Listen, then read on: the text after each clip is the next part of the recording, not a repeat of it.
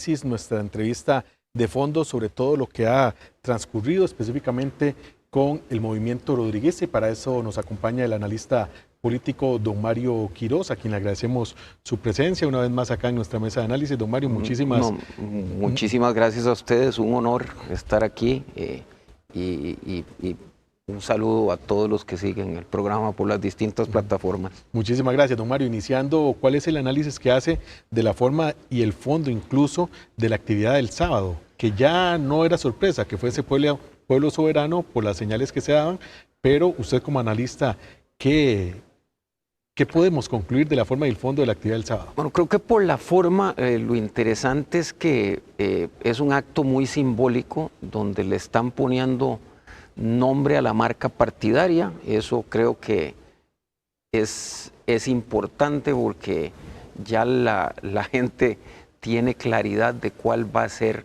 esa marca, ese partido, ese vehículo, como queramos llamarlo, que era un tema que podía prestarse a confusión. Ahora, por el fondo, tampoco es que la marca partidaria le esté agregando muchísimo al oficialismo, ¿verdad? Porque el capital político del oficialismo depende exclusivamente de don Rodrigo y doña Pilar. Lo que sí es interesante para mí es cómo, y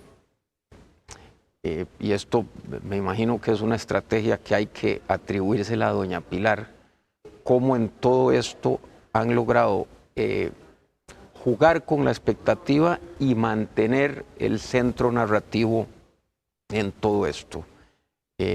Hasta el sábado pasado anunciaron el partido, cerca del 31 veremos si el presidente renuncia o no, esto todavía le va a dar más cuerda, y después tendremos que ver de ahí hasta que lo hagan cuál va a ser el candidato o candidata del oficialismo. Entonces, yo creo que lo interesante es ver que esto forma parte de una estrategia que llevan con mucho cuidado, elaborada, de generación de expectativa también, de manejar tiempos, y en todo esto siguen teniendo el control y el centro narrativo de la política. Tanto así, don Mario, que ya muchos partidos han definido su fórmula de aspiración presidencial, y ellos, a pesar de que afirman y confirman cuál va a ser su partido político para intentar mantenerse en el gobierno, es hasta agosto que harán el nombramiento de quien pareciera ser, por lo que se ha visto, posiblemente la exministra de la presidencia, doña Laura Fernández.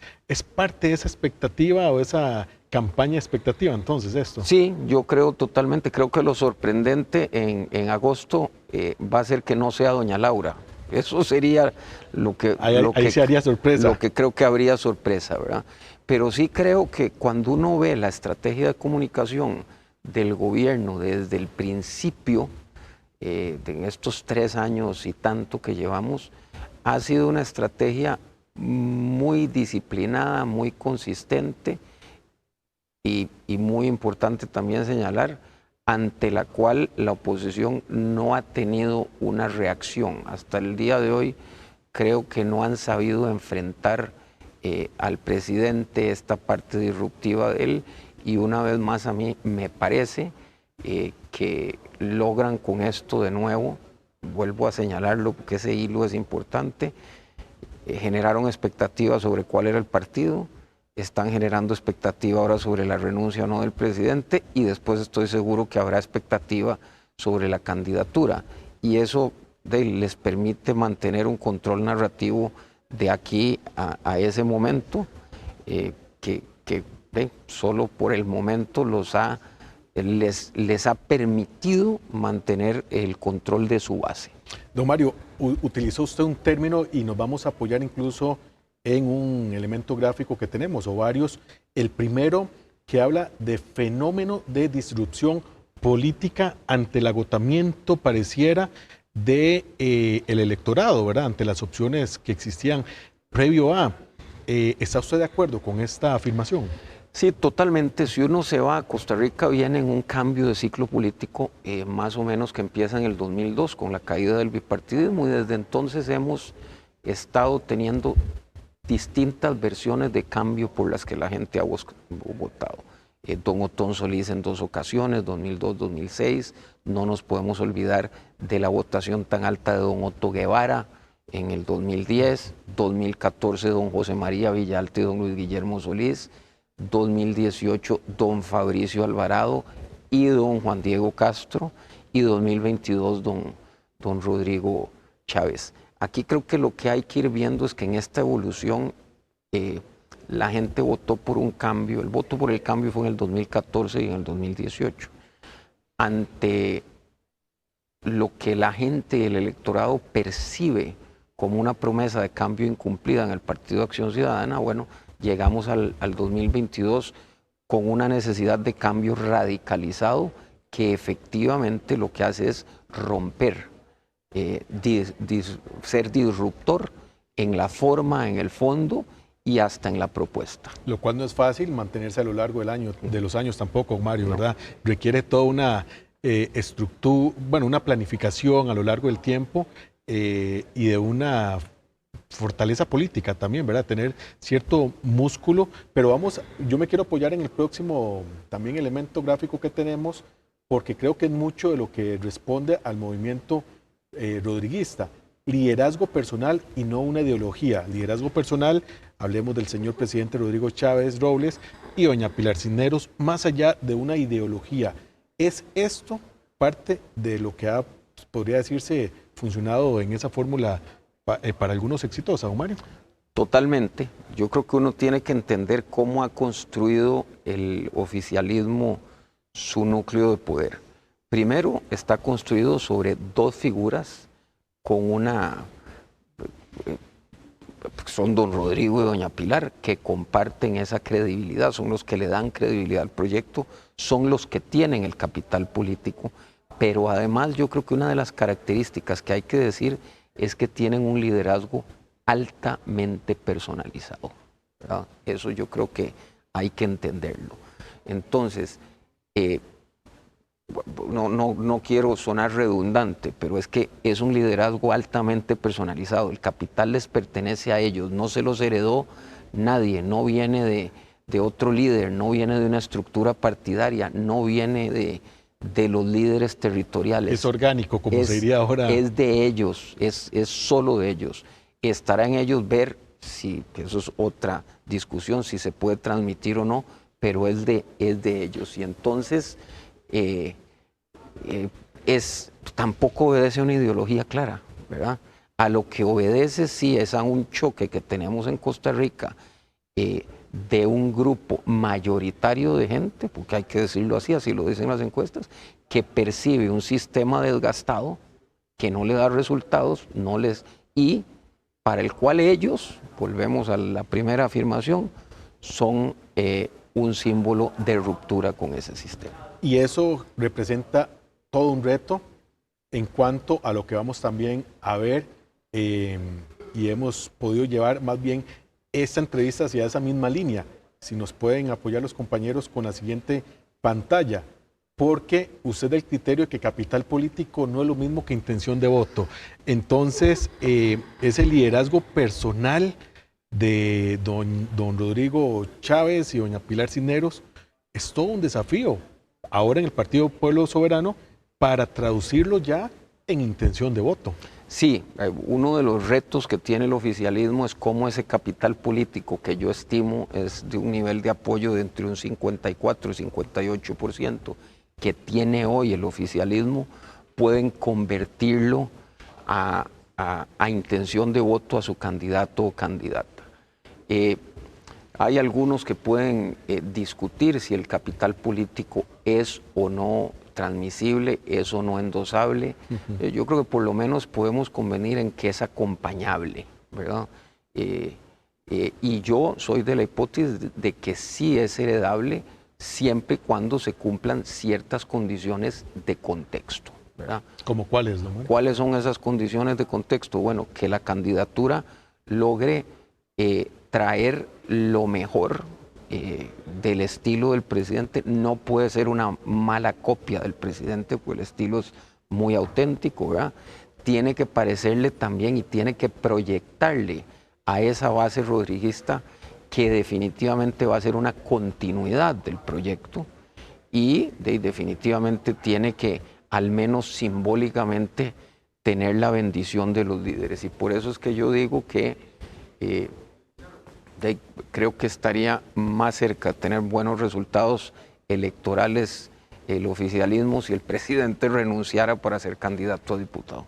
Se me adelantó a la última pregunta, porque esa la tenía ahí obviamente ya de último, Mario, para cerrar en cuanto a su... Pero dejémosla de última ahí para ampliar un poquito. Vamos también a la siguiente pantalla con el detalle de victoria en primera ronda, que es lo que aspira, obviamente, todos los partidos políticos, pero en el discurso del sábado se mencionó mucho.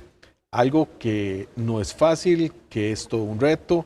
No sé por cuántos partidos políticos oficializados llevamos ya y cuántos faltan por oficializarse para esa enorme papeleta que tendremos. ¿Lo ve usted posible, don Mario? Creo que si el presidente renuncia, y después lo abordaremos, creo que estaríamos más cerca de que el oficialismo logre un triunfo en primera ronda. Como usted dice, no es fácil. Hay que entender que estamos con dos fenómenos que están juntándose. Hay una polarización entre un bloque que apoya al presidente Chávez y al oficialismo y un bloque que se le opone. Pero dentro de ese bloque que se le opone hay muchísima fragmentación. No es un bloque para nada homogéneo como sí es el primer bloque. Entonces yo soy del criterio que como están las cosas hoy y con los datos que nos muestran la foto de hoy, creo que el oficialismo está muy cerca, al menos está sembrado para la segunda ronda, por decirlo, a este momento. Si gana o no gana en primera ronda, bueno, de nuevo, con todas esas condiciones de contexto que dimos, creo que le podrían ayudar a acercarse a esa meta. El último apoyo gráfico que tenemos, pidiéndole a los compañeros que si nos pueden mostrar, es la meta de 40 diputados, tener mayoría calificada de al menos 38 legisladores, don Mario. Sabemos que en política solo sabemos lo que pasó hoy y lo que pasó ayer ya no existe y el mañana también es muy imprevisible. Que lo diga el mismo Rodrigo Chávez. Así es. ¿Cómo analizamos esa cifra? Bueno, sí hemos estado corriendo algunas simulaciones. Creo que lo primero que hay que entender es que en el sistema político costarricense de cocientes y residuos, no necesariamente más votos significan más diputaciones, ¿verdad? Tienen que darse más votos, pero también una distribución entre las provincias. ¿Qué quiero decir con esto? Doña Laura Chinchilla obtuvo 47% de la votación y obtuvo 24 diputados. 4 años antes, don Oscar Arias había obtenido 6% menos, un 41%, pero había obtenido 25 diputados. Entonces, no es tan fácil. El antecedente, digamos, en la Segunda República de mayor votación, con 57 diputados ya con una conformación actual, es don Luis Alberto Monge. 1982-86. Tenemos que retrotraernos hasta tenía un año nacido yo, entonces 43 años. Bueno, yo desafortunadamente no puedo retrotraerme, tampoco tengo que retrotraerme más, ya tenía más. 9 años. Y don Luis Alberto, con 58.8% de la votación, tuvo 33 diputados. Entonces, según mis números, yo creo que el partido del presidente podría andar entre unos 24, 27 diputados en los escenarios, digamos, más probables positivos. Y en unos muy positivos, que son más improbables, no imposibles, podría llegarle a unos 30, 32. Pero a los 38 sí yo, o 40 yo, por lo menos con la foto de hoy, lo veo difícil. Don Mario, digamos que usted es asesor del señor presidente hoy y le habla al oído y él le pone mucha atención. ¿Cuál sería ese consejo en miras al 31 de julio? Que recordemos es la fecha máxima para que el presidente pueda renunciar en el tanto tenga aspiraciones de poner su nombre en una papeleta como aspirante a diputado. Yo creo que por cómo está construido de nuevo ese capital político, la forma más fácil de heredarlo o acompañarlo sería que tanto él como doña Pilar estén en campaña y por ende yo creo que el presidente, la forma más fácil de potenciar los resultados electorales positivos para el oficialismo sería si renuncia. ¿Cuánto impactaría eso en el Ejecutivo en los meses que falta? ¿O pensaríamos que don Rodrigo se mantendría ahí por detrás porque quedaría don Stefan Brunner, que no tiene esa fortaleza ni electoral ni política, me parece a mí, con todo respeto lo digo, y doña María Monive, que sí tal vez tiene más esa fortaleza, ¿verdad? Pero incluso también se ha hablado, y aquí hago nada más de algunos rumores de que la misma María Monive podría eventualmente interesarle también la diputación. Sí, yo creo que estamos en un contexto tan polarizado que si el presidente renuncia, eso sí es un efecto, la campaña se adelantaría mucho. Y creo que estos serían 6, 7 meses donde básicamente en Costa Rica pasaría poco. Hay que decir también que si uno ve la situación económica, por todo lo que yo oigo de los economistas, este avión ya económicamente, salvo que ocurriera algo en el contexto internacional, un shock internacional, este avión ya económicamente aterrizó y nos meteríamos en una campaña política tanto de uno como de otro lado, el oficialismo como la oposición, que ya poco pasaría en estos 6 meses de las elecciones. Entonces no creo que en el día a día sería una administración que haría don Stefan, y sí, coincido que el presidente tampoco es que por atrás no estaría dando su consejo de cómo manejar las cosas. Don Mario, muchísimas gracias por esta amplia entrevista, por este amplio análisis para entender el fenómeno del movimiento rodriguista y todo lo que podemos esperar de aquí en adelante. Muchísimas gracias. No, gracias a ustedes y a las órdenes, un honor. Muy buenas noches. Buenas noches.